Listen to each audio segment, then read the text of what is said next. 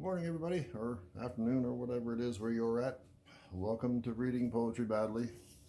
Today I'm going to read a poem called Maud Miller by John Greenleaf Whittier. And I remember reading another, what I thought was a little poem, apparently is part of this poem. And if I could find the line, I'd ring it off. But when I come to it, I'll underline it and I'll come back to it at the end. In any case, this is Maud Miller.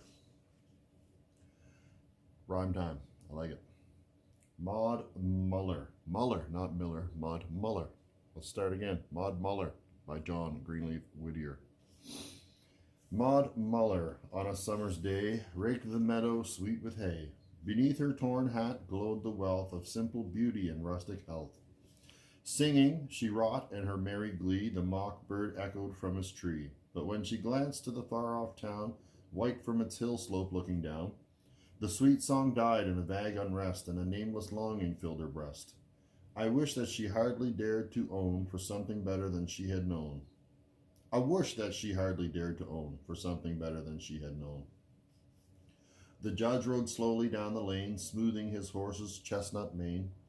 He drew his bridle in the shade of the apple trees to greet the maid, and asked a draught from the spring that flowed through the meadow across the road.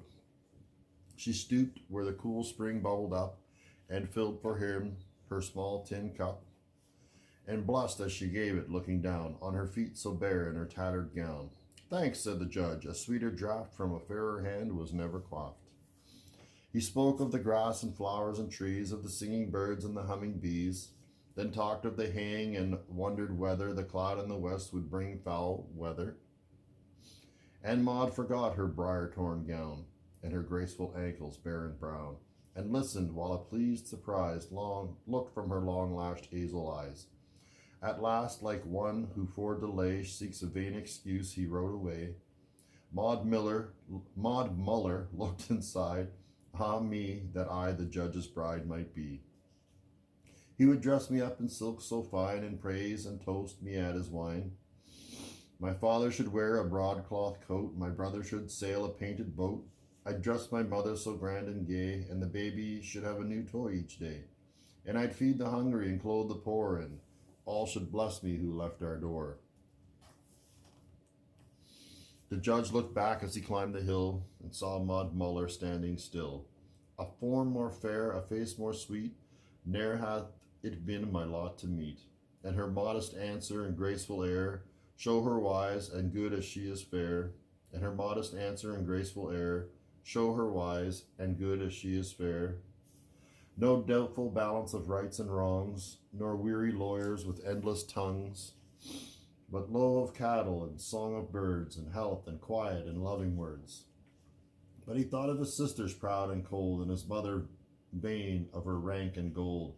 So, closing his heart, the judge rode on, and Maud was left in the field alone.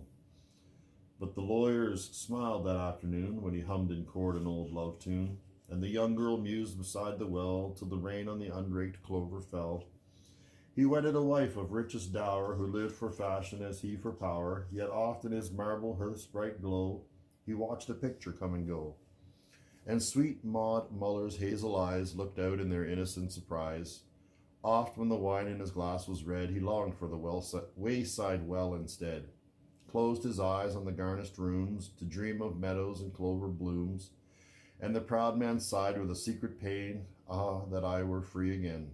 Free as when I rode that day where the barefoot maiden raked her hay.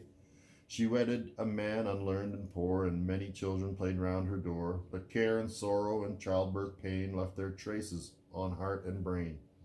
And oft when the summer shone hot on the new-mown hay in the meadow lot, and she heard the little spring brook fall over the roadside through the wall, in the shade of the apple tree again she saw a rider draw his rein, and gazing down with timid grace, she felt his pleased eyes read her face. Sometimes her narrow kitchen walls stretched away into saintly halls. The weary wheel to a spinnet turned, the tallow candle an astral burned, and for him who sat by the chimney lug, dozing and grumbling o'er pipe and mug, a manly form at her side she saw, and joy was duty and love was law. Then she took up her burden of life again, saying only it might have been.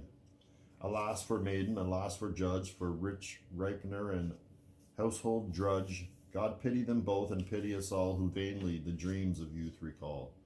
For of all sad words of tongue or pen, the saddest are these, it might have been. Ah, well, for us all some sweet hope lies, deeply buried from human eyes, and in the hereafter angels may roll the stone from its grave away. Maud Muller by John Greenleaf Whittier. And that line that I was talking about at the beginning, for all sad words of tongue or pen, the saddest are these, it might have been. I thought that was just a poem by itself. It's in another poetry collection I have, and it's just those two lines. I didn't realize there was a full story here.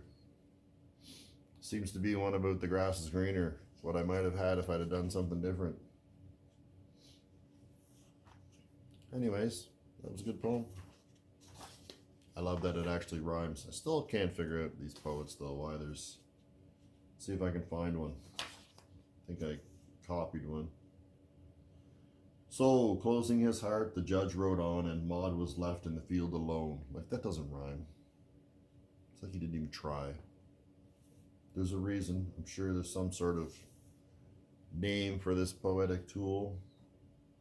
But they did it again. Again in rain. In the shade of the apple tree again, she saw a rider draw his rein. I think there was another couple more. I did like rhyming weather with weather, though. That was good. Then she took up her burden of life again, saying only it might have been. I mean, it's close, but it's jarring to me when it doesn't rhyme. I'm sure it has a purpose. I know this is what I'm here to learn. For now, that's the end of Maud Muller. Thank you for listening, and I hope you have a great day.